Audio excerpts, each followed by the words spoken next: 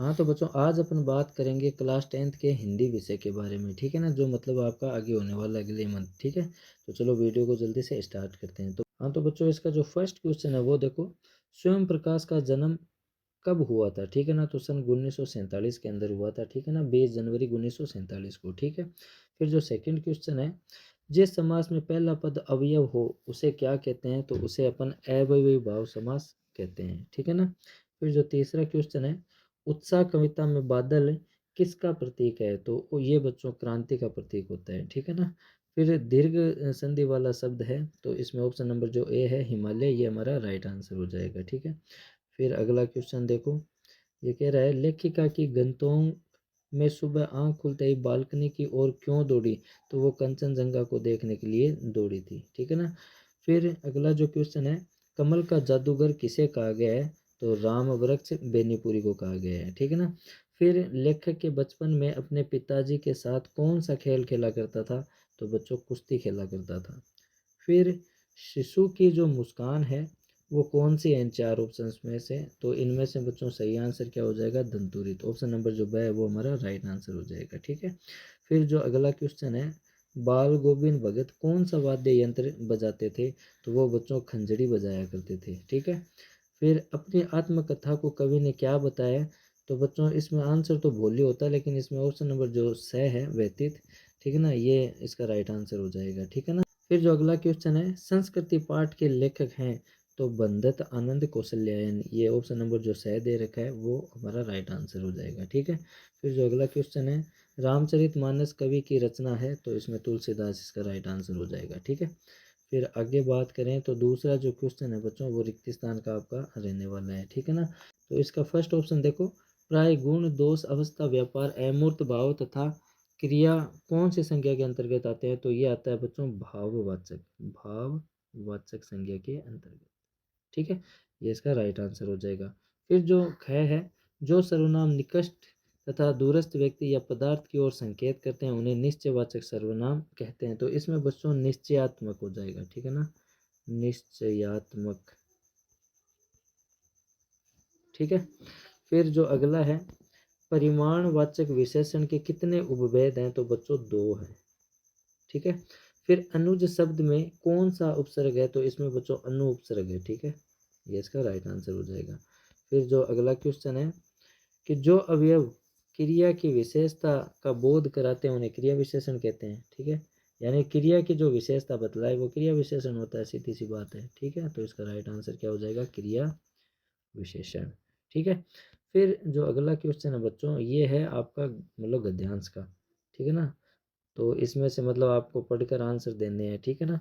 तो इसका फर्स्ट तो मैं आपको बता देता हूँ कि जो ये फर्स्ट क्वेश्चन है उपयुक्त गद्यांश का उचित शीर्षक शीर्षक पूछा है मतलब, ठीक है ना? तो इसका उचित शीर्षक देखो क्या हो जाएगा, तुलसी के काव्य, देखो इसमें दिया हुआ है, ये देखो ये रहा तुलसी का काव्य, तो उसकी उपयोगिता, ये इसका मतलब राइट आंसर हो जाएगा, ठीक है? बाकी तो बच्चों इसमें से देख के देने हैं, तो कोई ज़्यादा हार्ड नहीं है, आप देख के कर लेना, ठीक है?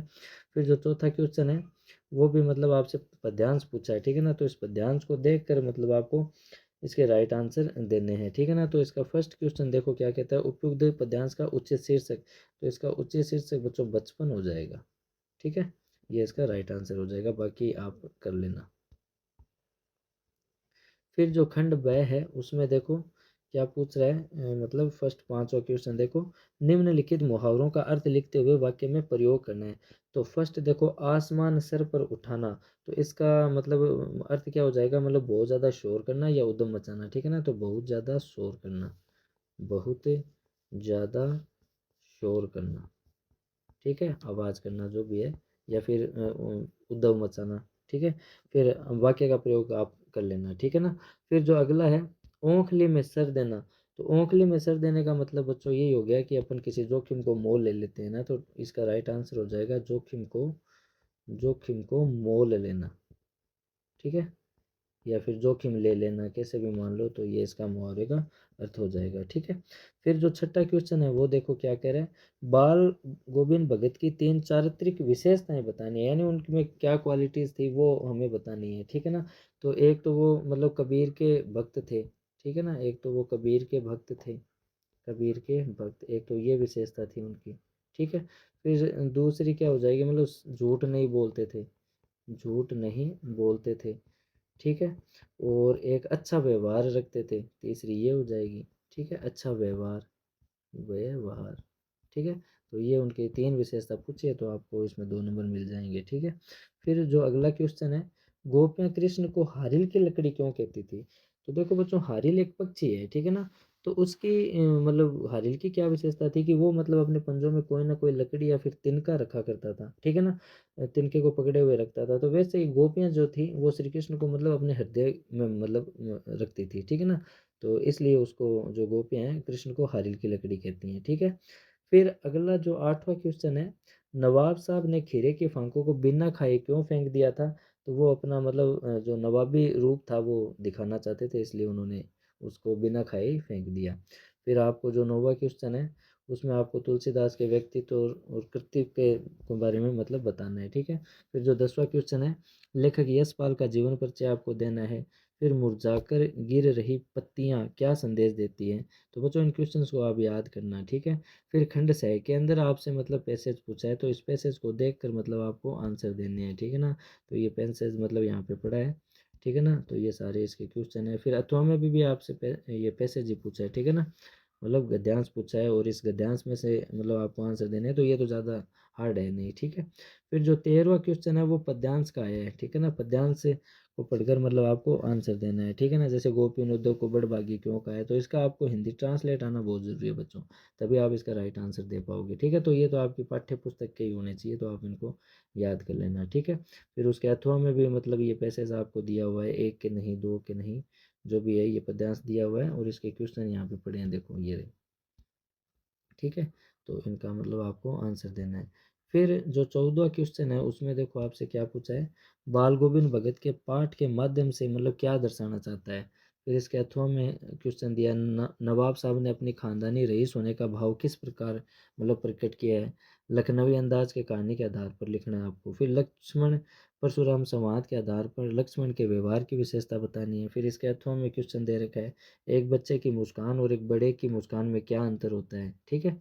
फिर जो द है खंड, ठीक है, इसमें मतलब बड़े क्वेश्चन है जो 4 4 नंबर के आपके रहने वाले हैं। माता का अंचल पाठ में बालक भोलेनाथ व ये आगे क्या दे रखा है, बाबूजी के मित्र वत प्रेम के साथ वात्सल्य भी उभरता है, समझाना है आपको, ठीक है। फिर इसके अथवा में दिया हुआ है, लेखक शिव पूजन सहाय का जीवन परिचय आपको देना है, ठीक है।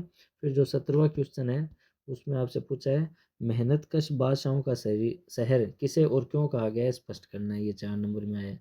फिर अथवा में भी दिया है, मैं क्यों लिखता हूँ पाठ के लेखक अज्ञेय ने लिखने के क्या क्या कारण बताए विस्तार पूर्वक समझाओ, ठीक है। फिर जो अगला क्वेश्चन है 18वां बच्चों, उसमें आपसे पूछा है लेख सॉरी निबंध पूछा है आपसे, ठीक है ना।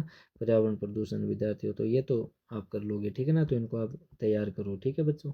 फिर जो 19वां क्वेश्चन है, स्वयं को राजकीय उच्च माध्यमिक विद्यालय बीकानेर का नरेंद्र मानकर प्रधानाचार्य महोदय से खेल सामग्री मंगवाने हेतु आपको प्रार्थना पत्र लिखना है। फिर उसके अथवा में भी दिया है, स्वयं को अनिल मानते हुए अपने क्षेत्र के पुलिस अधिकारी को मोहल्ले में आए दिन होने वाली चोरियों का मतलब शिकायत पत्र आपको लिखना है, ठीक है।